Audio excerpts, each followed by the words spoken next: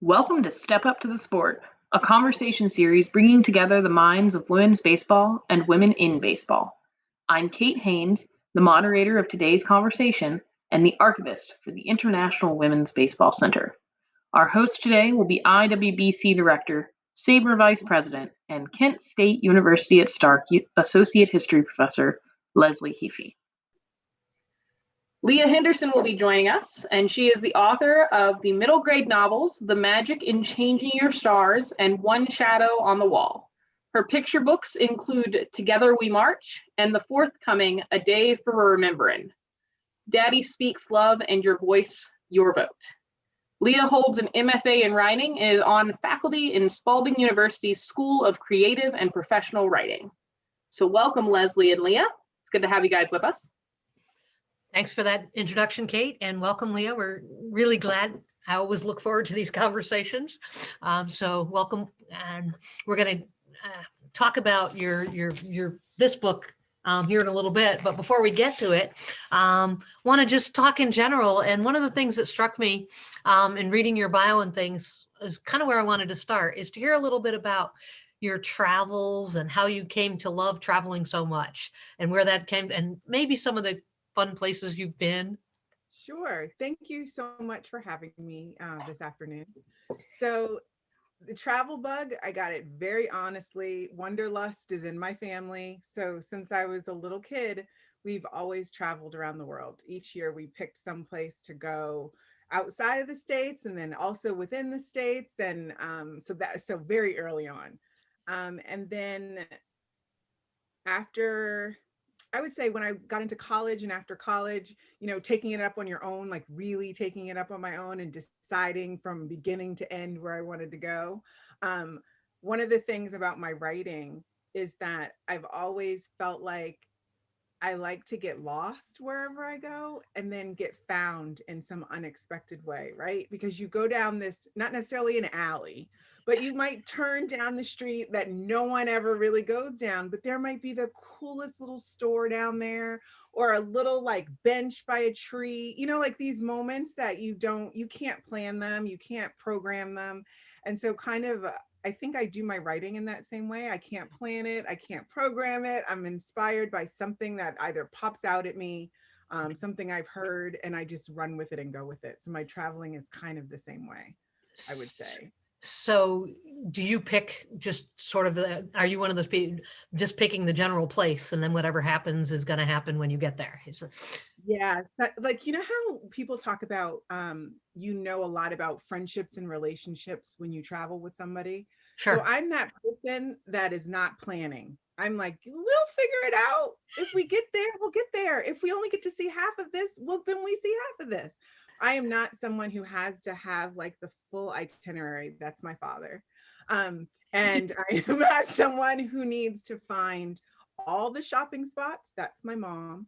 I'm kind of like in that interim place where I kind of just want to see what there is to see that I can see in the time that I have. So sounds like we would travel well together. That can drive some people absolutely insane that you have no program. They're like, you just spent all this money to go somewhere and you might not see such and such. And I'm like, well, then it wasn't meant for me to see it. Like, I'll figure it out and I might see something that's even better. And I will say 9 times out of 10 in the places that I've gone, and I've gone to a lot of places, my best memories are the ones that were not planned in any way, shape, or form. Yeah. So I'm sticking by that. It seems like you go to see the tourist sites and there's certain things that you just have to see, but some of those just are so overwhelming with people and they're just not fun. They're not fun. And then also you've heard so much about them that I think your expectations are a certain way. Yeah. And then you get there and you're moving with the crowd and you've spent all day in line and you've done all this stuff. And then you're like, oh, is that it? Okay, yep. Click. And then you walk on, but it's like around that corner is the thing that I'm like, oh my goodness. Yeah. So, yeah. Yeah. So when you think about things like that, do you have a couple of favorite memories? I have so many.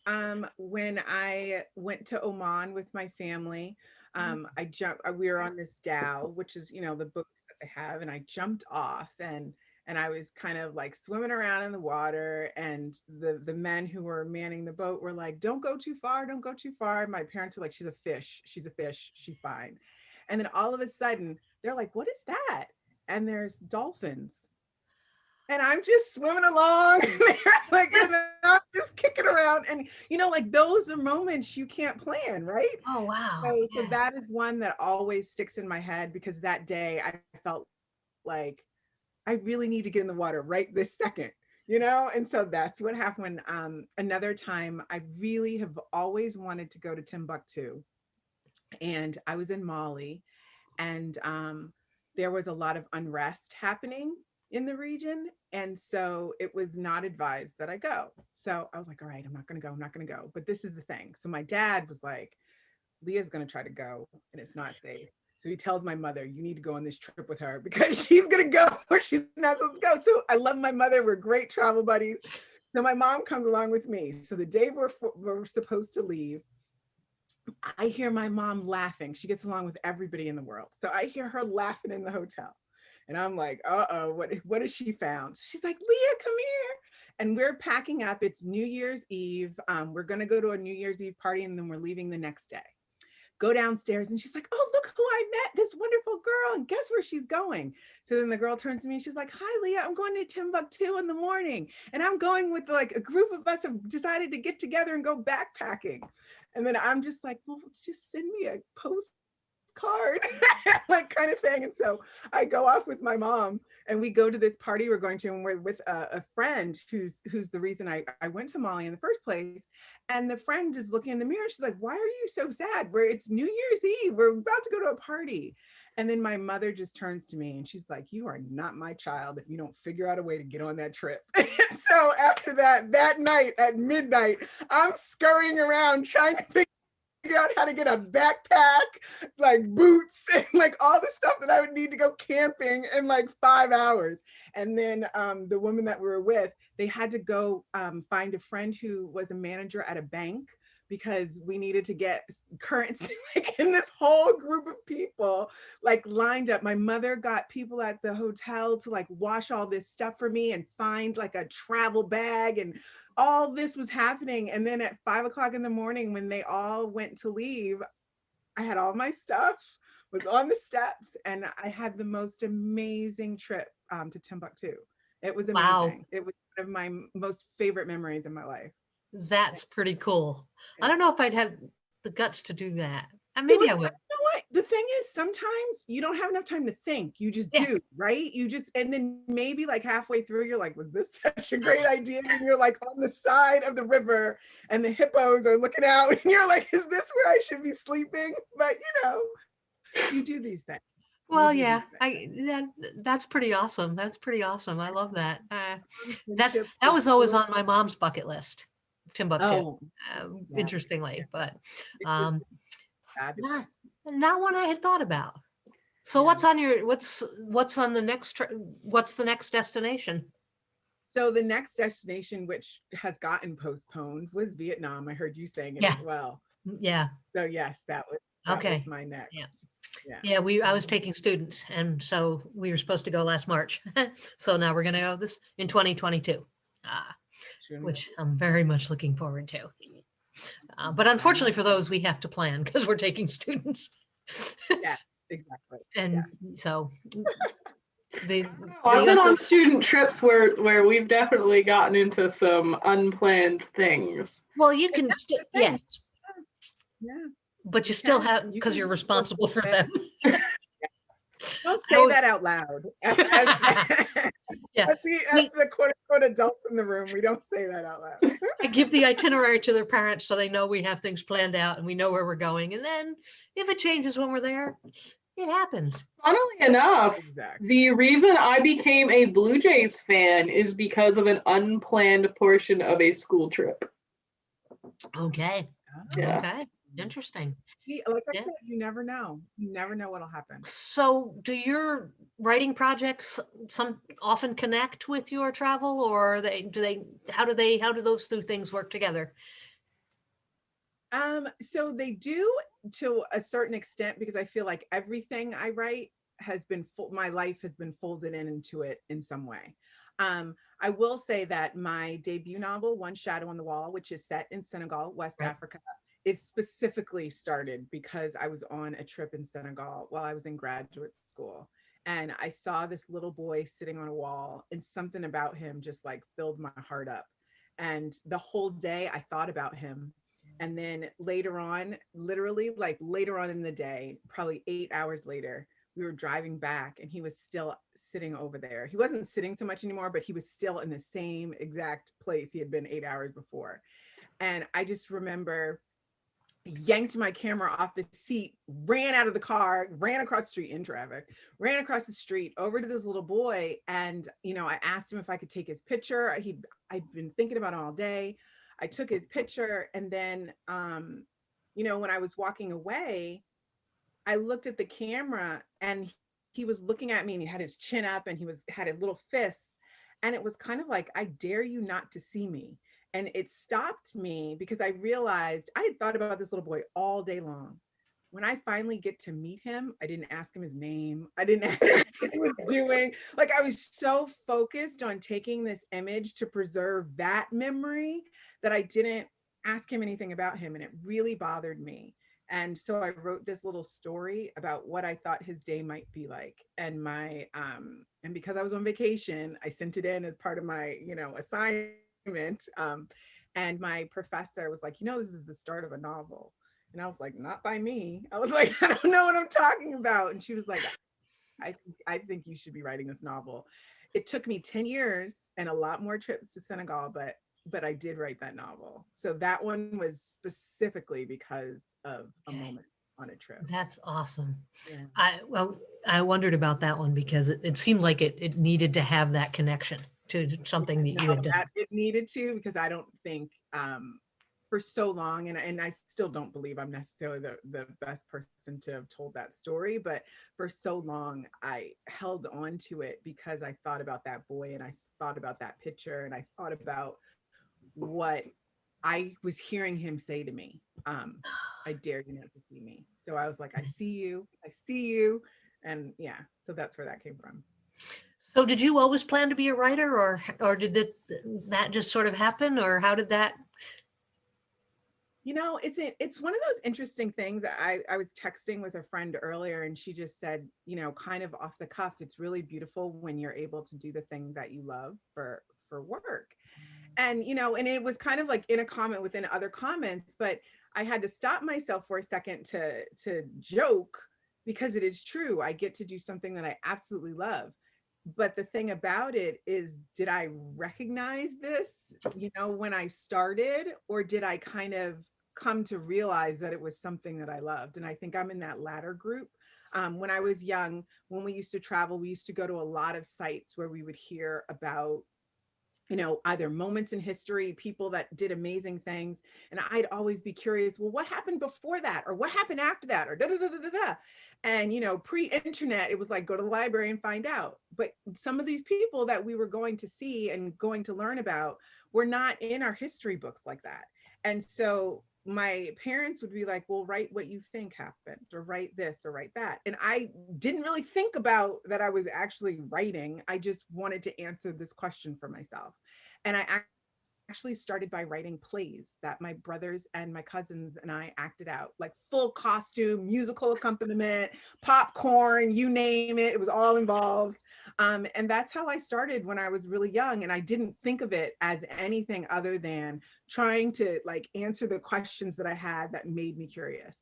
And then when I got older, went to college, did a lot of, you know, literature courses and stuff like that, but really wasn't focused on the writing per se as much. I was really into anthropology and stuff like that. So then when I got out of college, I moved to Italy and I worked in a nightclub. And I don't drink, I don't do any kind of anything. And so to be around people who are doing lots of things, I just was, you know, you're so clear on what's going on. one day I just started writing. I just started writing about what I was seeing. So I started writing this novel set in the club, and literally every day I started bringing my computer to the club while I was at work, and I would be writing. I had to stop bringing my computer because people would be like, "What you doing?" And the computer was like not, getting a little sticky. It doesn't work. Bringing the computer, but what ended up happening is like the DJ would ask, where are you at? And I'd tell everybody, and then everybody would celebrate for me, and then they'd play my song on my break. I had my song, and it was one of these things where my friends were showing me their love. They did not understand what I was doing. They could not get, like, why are you sitting in here writing? Why are you bringing stacks of paper in here? We're dancing, we're partying, and you're over here cross-legged on top of the speaker with your computer. Like, what's going on? But for me, it was that moment when I was like, you actually like doing this.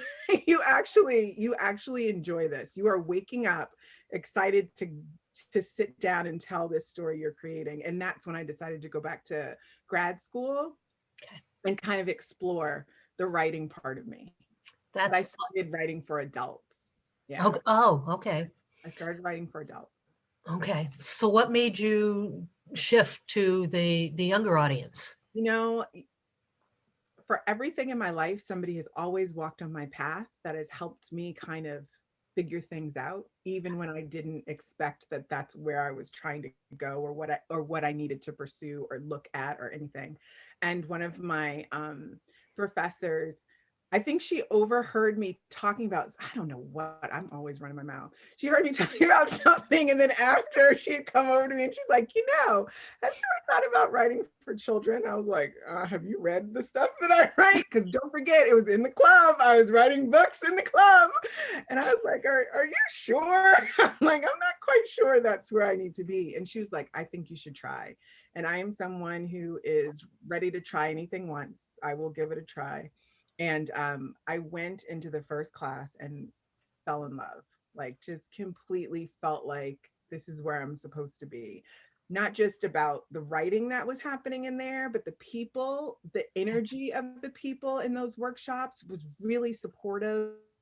It was really encouraging. It was really enthusiastic.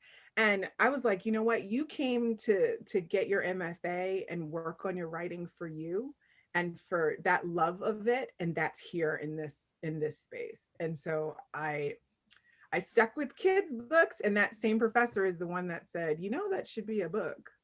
So I have to thank Ellie Bryant for that. That's pretty cool. And I think it's an interesting message for those listening to realize you can set yourself on a path, and if you focus too much on that, you miss out on the opportunities like that one that come along. So you could miss out on so many things if you aren't kind of willing to lean in and say, I'll give it a try. Yeah. So you've written a number of, we're going to get to our baseball one here momentarily, but you've written on a variety of subjects. How do you decide? Do they just, how do you decide what's going to be the next subject of your writing? So the curiosity thing with me is huge. And so I have ideas coming all over the place and things that I think about all the time, but it's the one that keeps me curious, the one that I keep asking myself about. Like, you'll be sleeping and I'll pop up and I'll like be grabbing for a piece of paper because I see a certain part of a scene or I hear a comment that's being said. And so I take note of the stories that just keep coming back to me. And so those are the ones where I'm like, okay, I need to sit down and work on this, because these books, they take a long time, and then it's like a longer time for them to come out. So you really have to love what you're putting that time and effort into, because the other thing about books is you don't know if anybody's going to ever read them. Right? You don't know if they're going to get sold. When I write a book, I don't know that anybody is going to want to acquire that book. And so I'm writing based on the love of whatever that subject is, or the love of the characters that I'm trying to create, or something like that. And so that's where I go. I start with my curiosity. Okay. And it's kind of like telling your students, you got to write about something that you like, as opposed to, because otherwise it doesn't work. Yeah. I mean, it's like either something you like, some people will go with something that terrifies them and they want to understand. Some people will go with that thing that they just can't figure out.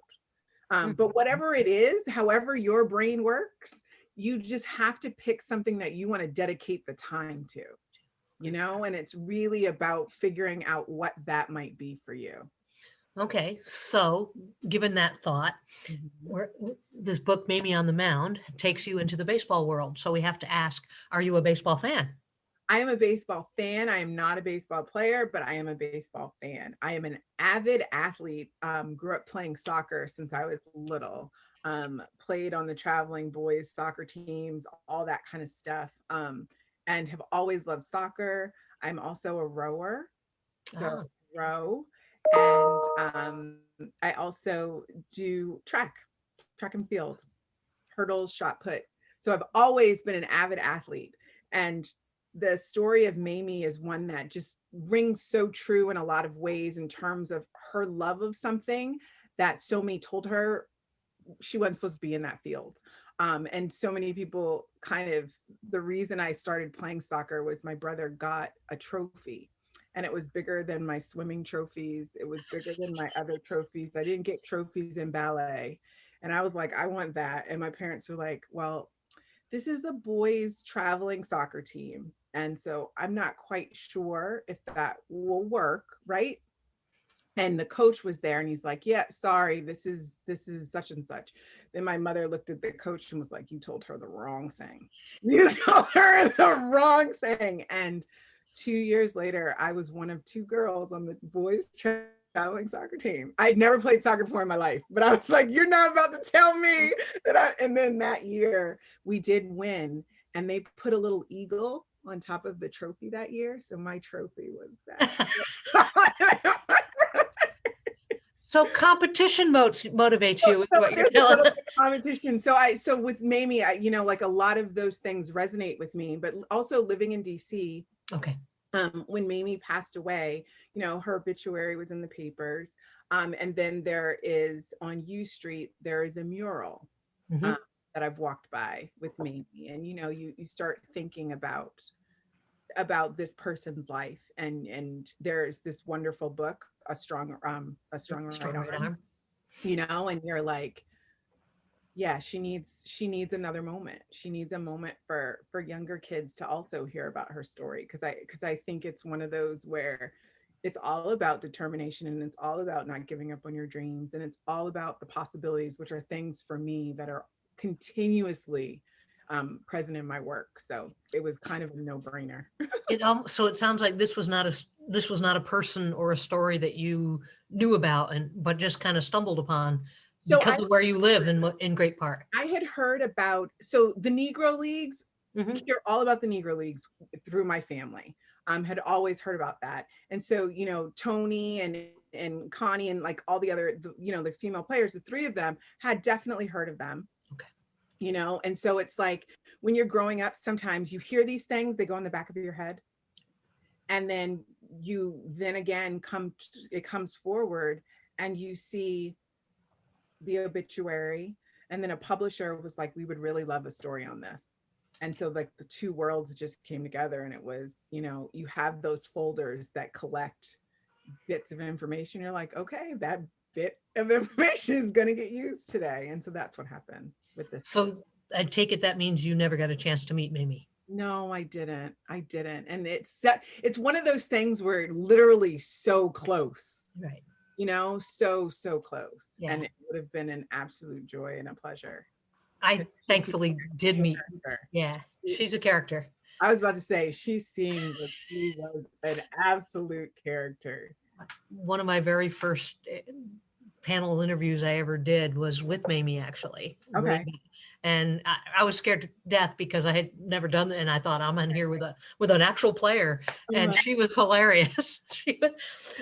She's something, and I think that's one of the things I like about the artwork in the book. To me, it captures who she was so well. Yeah. Why did you decide to do it for this? How do you decide, like for Mamie, the particular audience that you chose? Because you've done middle child, and so how do you decide what audience you want to pitch your book to?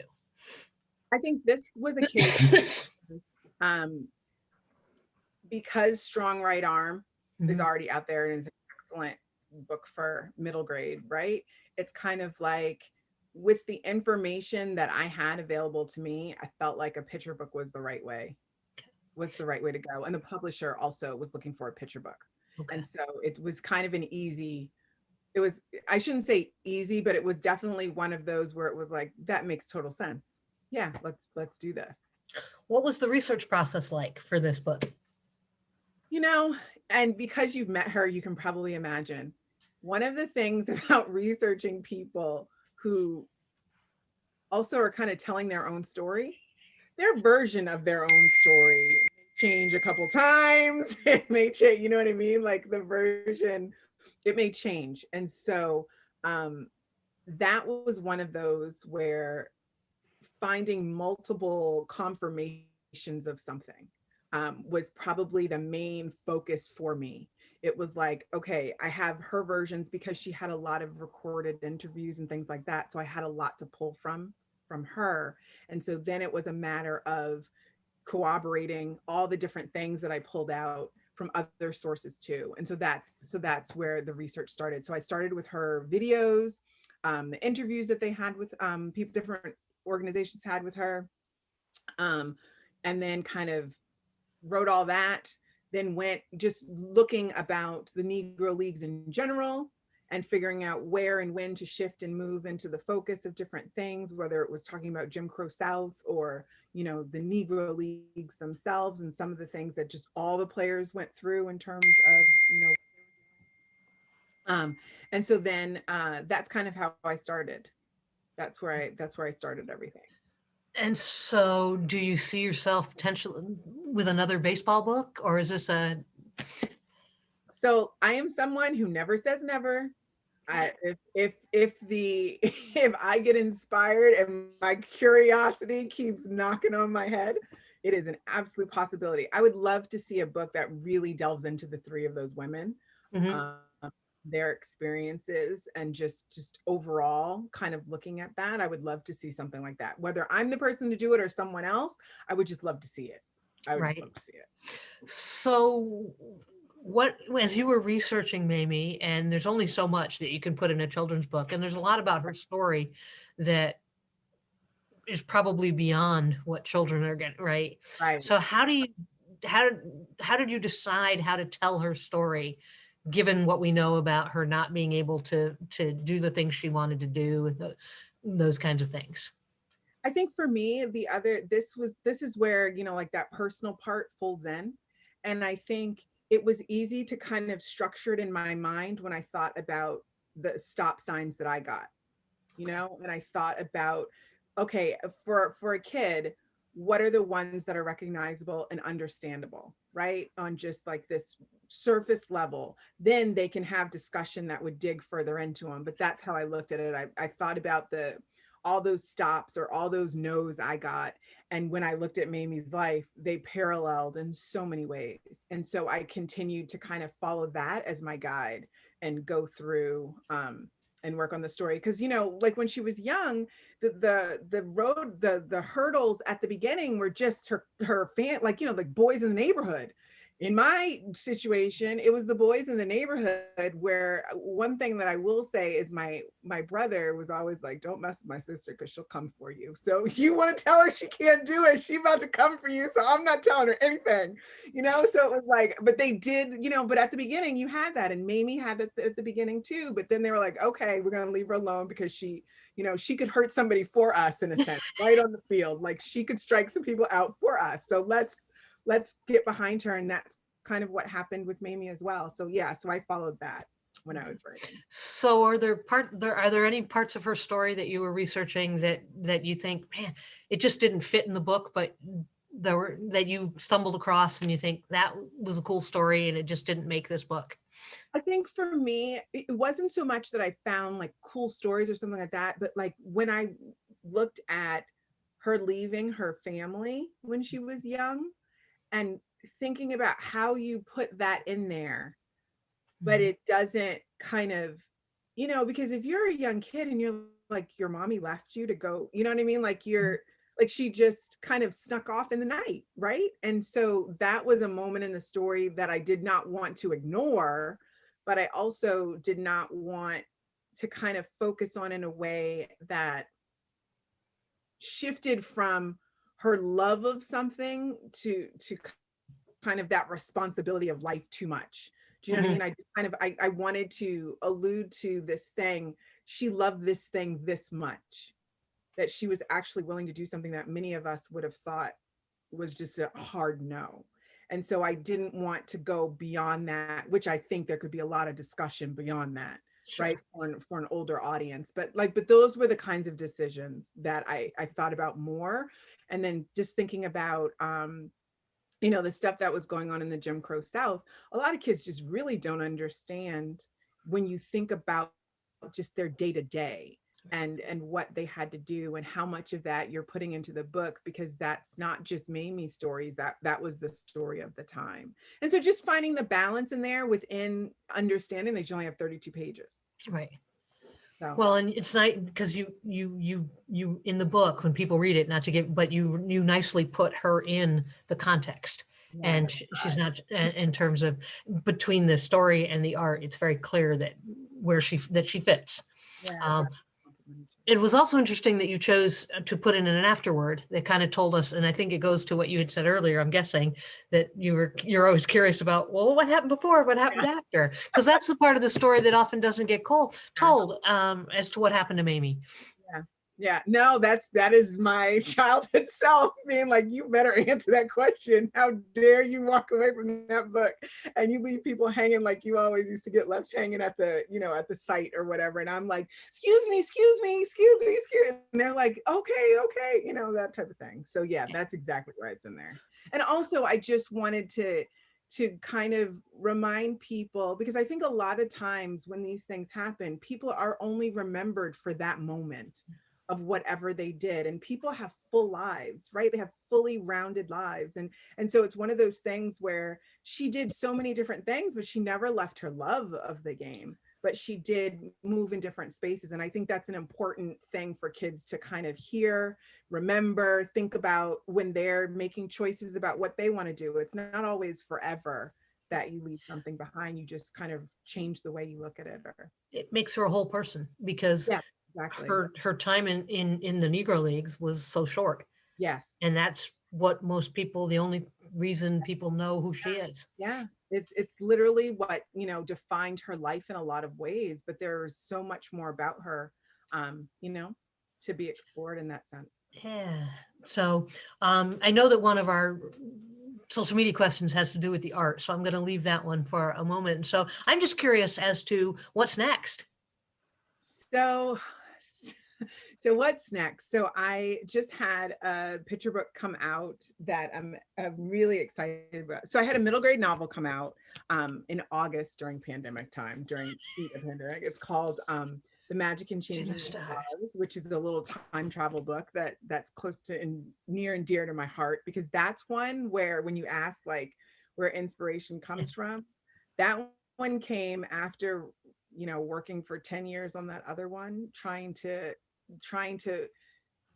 give myself, not asking anybody for permission, but telling myself it was okay to explore a life story that was nothing like my own, right? And so after 10 years of that, I just wanted to do something that was just pure me, pure joy, pure love of like the Black aesthetic, Black entertainment, Black family, Black joy. And so that's The Magic in Changing Your Stars. And then I have this one just came out a couple weeks ago. Oh yeah. It's called Together We March, and it's 25 protest movements in history. And so that one was heavy research one. And so now I'm flipping back into that space of, it's still research, but it's a picture book about the first Memorial Day. Oh wow. From 1865, when nearly 10,000 newly freed enslaved men, women, and children and loyalists decorated the graves of fallen Union soldiers in Charleston, South Carolina. So I'm excited about that. I have another picture book about voting. coming out. And then I have this wonderful collaboration with the illustrator E.B. Lewis, which is actually, and when we talk later about illustrations, I can talk further about this, but a collaboration with a dear friend. And we're doing a book called Daddy Speaks Love. That was kind of inspired by Gianna Floyd's words about her daddy changing the world. And so, yeah, so that's what those are the things I'm super excited about right now. That's amazing. And it's amazing the breadth of topics that you have. Curiosity. In terms of the kind, yeah, which is awesome. So you're also a faculty member and you teach now the writing craft that you, and so two questions related here. Are your students aware of all your writing that you do, and does that come into play? No, because I don't talk about it. Okay. I would say if you are curious, then yes. If you're not curious, then no. Okay. Or you didn't hear it from me. You're doing it like you. I'm just getting around. Like if you had done this interview with me a year ago, I would have never put up my books. I would have never mentioned. I would have been like, yeah, I'm writing. I would have never. And people have gone on me so much. Normally they're like, why don't you have them plastered up behind? And I'm like, baby steps, people, baby steps. I'm still getting to the part where I'm saying I'm a writer. So this is baby steps. My first book came out in 2017. And so, yeah, I'm still taking my baby steps. I wonder, because it seems like that either people are, yes, they're going to read my books, or nope, they don't even know that I'm doing it. So I was curious where you fell in that. So for my students, the one thing that I do when it comes to my writing, because I am really in the trenches of it on an everyday basis with my own work, I kind of, when I look at that work, when I look at their work, I'm like, okay, what are your intentions for your work? Because it is going to vary how I critique your work, how we have conversations about it. If you're looking for one thing or if you're looking for something else, like I just need to, so I start there. And so if I do talk about my work, it's in that frame. It's like, so when I went out on submission for X, Y, and Z project, which is similar in, to what you're doing or what you're trying to work on, these were the things I encountered, or this is stuff that I needed to think about, or I shifted away from X, Y, and Z. So I look at it that way when I talk to my students. So in that sense, they would know. They hear about your experience, those experiences. I got you. So now that you are a writer, and thinking back to your young self, and then to potential other young writers or those looking to, what advice would you give yourself? What advice would you give others? So the first thing I would say is, Leah, you're not going into sports medicine. That's the first thing. And be like, don't be upset about it. You're going to find something just as wonderful and just as exciting for you. And then I would say, basically, when you are a young writer, be kind to yourself. Be kind to yourself, embrace the mistakes that you make, because we all make them. We make them over and over and over again. But the difference between those of us who get stuck in our mistakes and those who thrive after our mistakes is we learn from them, we pay attention to them, we stay humble in what we're trying to do. And I think for young writers, I say, enjoy what you're doing. Also take it seriously, right? Because if you don't take it seriously, no one else is going to take it seriously. But when you do take it seriously, remember to be kind. Be kind to yourself. Be kind to the words that you put on the page. And remember that revision is magic. So you might have this wonderful idea in your mind and you write it down and it doesn't look anything like that. That's okay. Because all you have to do is go back to the beginning and you work on it and you keep working on it. And that's where that persistence and that's where that need for you to take that stuff seriously comes in. So be kind, be patient, and embrace mistakes. I love that last one, because I was thinking about revision is magic, and I'm not so sure I believe. Revision is torture, but it's magic. So this is what I will say. So you go on these, you go on, well, not right now, you're not going anywhere, but you are on Zoom meeting with a class, and one of the students says something to you from the book that they absolutely loved or whatever, and they tell you all about it. You might not even remember exactly what it was, but they do. And then when you go back and you look at it, you realize and you think in your head, I'm like, that came in my like 7th revision. You know what I mean? That thought wasn't anywhere in my first 7 drafts. And so even though revision while you're going through it can seem like a bit of torture, when you get to the other side of that and you have that finished product and you listen to what people like grab onto, most of the things that they grab onto are things that if you hadn't revised, you would have never got there. You would have, and so that's where that magic for me happens, because I'm like, you open yourself up and you're like, I wrote that, I did that, but you would have never known it if you hadn't kept going. That's really good advice. So this is just a curiosity question on my own part in terms of thinking about Mamie and what you learned about. Sometimes writers tell you that they like their characters and they don't like and when you're talking about somebody real, right? Does that take on a different sense of how that works? No, it absolutely takes on a whole nother thing, because whether they are still living, or they have passed on, you still want to be true to them, right? And you also want to be honest to what the situation and the circumstance, whatever that might be.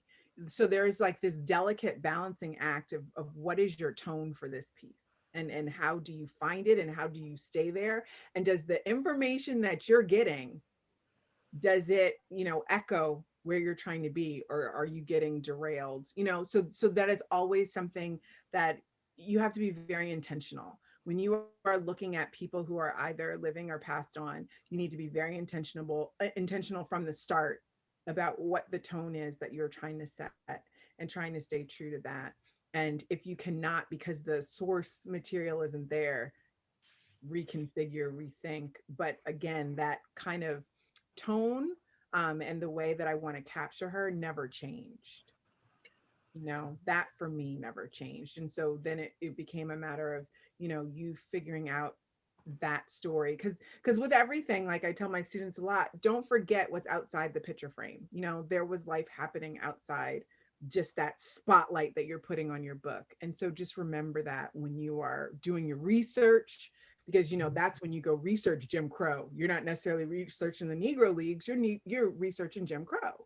Maybe one sentence gets in there, but you needed to do the research. And so that type of stuff is how I look at it. Well, because I was curious about the research for Mamie in terms of the source material that was available to you, because she's not somebody that there was a great deal written about when she was actually playing. Yeah, no, there wasn't. And so a lot of what was happening for me from, so there were the videos that I watched, and then unfortunately, a lot of it was the obituaries that kind of pulled like the same 3 lines, right? But then I would find these wonderful, maybe like 3-line little things in a larger book. So I was reading lots of stuff to get 1 line out of the book. You know what I mean? And so but that's what you do. That's what you have to do. And it's like, you don't know how much research you'll need to do. When you start out, you just keep going until you finally see the pieces that click for the story that you're telling, or that moment, that glimpse that you're telling, because there's so much more. Yeah, you want to put it all in and you can't. Exactly. Yeah, lots of editing. My editor was like, okay, this needs to be. I'm like, oh my gosh. I'm like, but this was so, it's a picture book. Right. Yeah. And so speaking of it as a picture book, I'm going to turn it over to Kate, because I know we had a couple questions come in from our social media, and they want to address at least one of them I know wants to know about the illustrations and things in the book. So I'm going to turn it over to you, Kate. Thank you. I'm really enjoying this. I find a new love for writers every time we talk to a new one. So our first question, actually, you've kind of touched on it a little bit, but this is a little bit more specific. Ryan from Facebook asks, many accounts of Mamie's attempted tryout with the All-American League in Alexandria are brief and left at, she wasn't allowed. The scene in this book reflects more of what we have heard from Mamie herself in interviews, that league personnel repeatedly told her to leave while white players cast disparaging looks from the field. How challenging is it to convey difficult histories to young readers? And do you have a specific process for how you approach writing about racism, sexism, or discrimination for children? I think that's a wonderful question, because it's one that comes up again and again. right? And so, and especially in the work that I do, and the things that pique my curiosity, I'm always finding I'm coming up against something like that at some point. And so first I'm looking at what age group is the story that I'm telling for. And so then I put that kind of thinking cap on in terms of what type of information can they understand and retain, and then go ask questions about, because I never want to dumb down anything for a kid, because they can rise to occasions like no other. And so it's just a matter of how I lead them into it, right? How I kind of open up whatever that is for them to say, wait a second, that's not fair, or that's not this, or that's not that. So when it came to that particular scene, again, the personal experience thing, I have been there. And so it's kind of like when you are doing that research, you are looking for those little bits that just kind of validate what you already knew in your head was happening.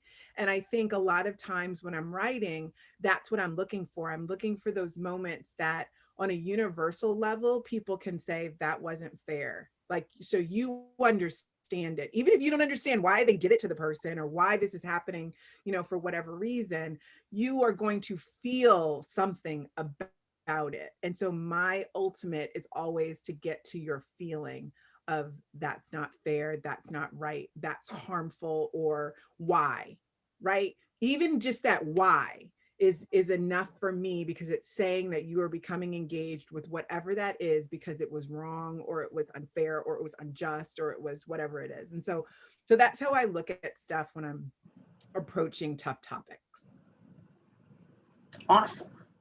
And Leslie already mentioned that we have one about the art. So the visual art in Mamie on the Mound is quite colorful and vibrant.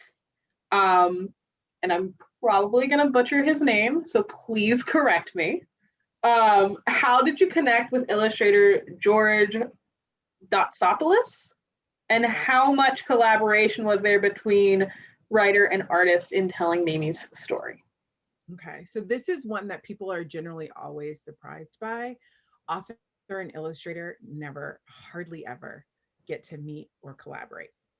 So generally it is the publisher who makes this decision, because especially with picture books, the illustrations are so crucial, right? They are like the cover of the story. They are what is going to get somebody to take that book off the shelf before they get to the words. And so they're really trying to think about who would be the right person to pair up for the tone of whatever that story is.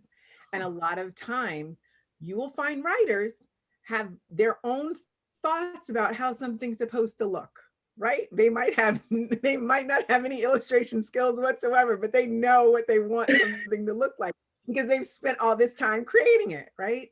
So my dear friend, and this is what I was saying earlier about E.B. Lewis, he had said to me a long time ago, now this is my sandbox, right? I create in my sandbox with the words that you gave me. So step out of my sandbox and let me create.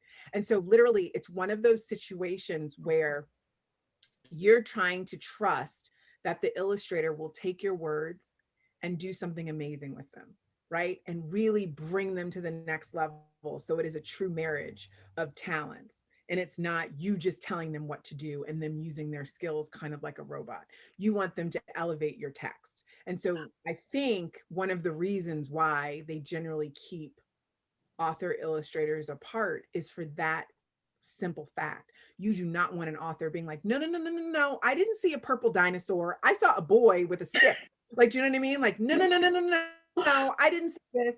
And you're kind of like butting up into the illustrator space, because as a writer, I wouldn't want somebody telling me how to tell my story when I'm working on my story. Now, what we did do is once he had sketches, I then looked at them for, historical checking and, like accuracy and stuff like that. And just kind of in my research, what had I found? And so then there were questions about, I might write back and say, well, in what I found, and I would show where I found it, or if I had an image, I would send that along to our editor, and then the editor would give that to him, and then they would give it back to me. I would then do my checks again and say whatever I was feeling, like, I mean, sometimes it is about content in terms of historical accuracy, but then other times for me, it might be something like, I'm not quite sure that this would have been what she would have been doing. Like, do you know what I mean? You can do that. Whether they listen to it is another thing. It just really depends on what it is. But yeah, they keep you pretty separate. And so for each of my projects, I should really knock on some wood. Each of my projects thus far, I've been really fortunate that the illustrators that I've been paired with have been absolutely amazing. Because there are times where, like I said, you have envisioned a little boy playing with a stick and it's a purple dinosaur playing with a tractor. Like, you're like, wait, what? You know, so like, you really are trusting that your editor understands your vision and understands what would pair well with your vision. So, That's fascinating. I had no idea. yeah, But it makes sense once you explain it. Yeah. Huh. But it's one of those nail biting. You're like, Yeah. because you don't know. All right, and we have one final question because the other question has already been answered through your guys' discussion.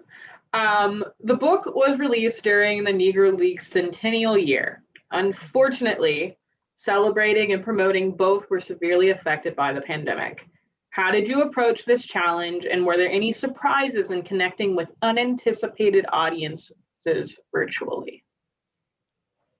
You know, the pandemic has made us all shift in so many ways. And I think one of the things that for good or bad, right? And we can look at this in a whole bunch of different ways, but one of the things that has come out of this that has been a really kind of heartening thing is that the reach that you've been able to have in so many different situations has been greater, right? Because now that something is virtual, people who don't even have the ability in their own town to get to an event for whatever reason that might be, if it's in a virtual event, they can take part.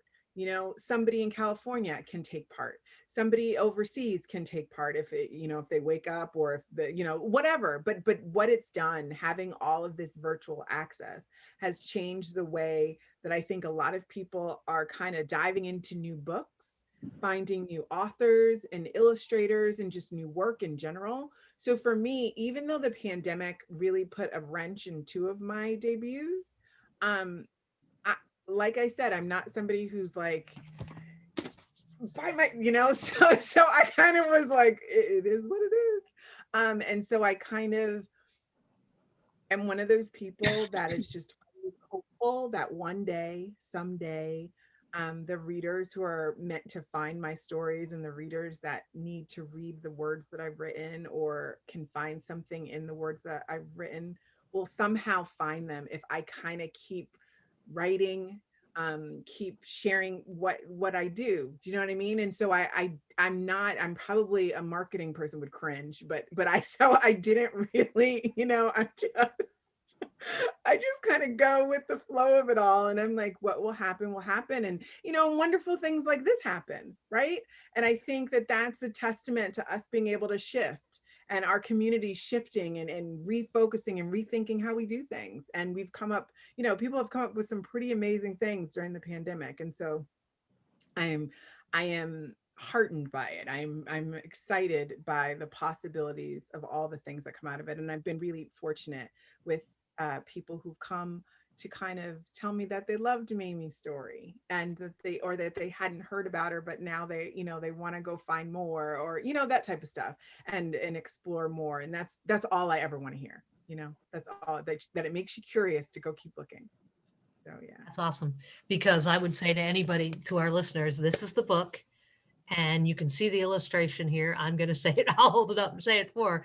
It's absolutely worth the read. It's absolutely worth the visuals as well. Because to your point, I would simply say the power of your words and the telling of the story is what made the illustrations. Thank you. And they are a match. I mean, they are. It's a beautiful. Together. It's a beautiful piece that I'm really glad you did, and we got a chance to talk to you about all of what you're doing. Yeah, thank you so much for having me. It's been wonderful. I've thoroughly enjoyed it. Thoroughly enjoyed it. Well, thank you. Of course. Are you interested in keeping up with Leah? Follow her on social media at Leah's Mark on Twitter and at Leah's_Mark on Instagram. And check out her website at leahhendersonbooks.com. While you're at it, you can keep up with the IWBC at IWBC4Me on Twitter, Facebook, and Instagram. If you're interested in becoming a member or are interested in making a donation to support our continued work, please visit our website at internationalwomensbaseballcenter.org. If you liked our episode and are curious about our other digital content, don't forget to like and subscribe to IWBC Archive on YouTube. Thank you again for joining us for Step Up to the Sport, and thank you again to Leslie Heaphy and Leah Henderson. Keep an eye out for new and upcoming content, and don't forget to step up to the sport.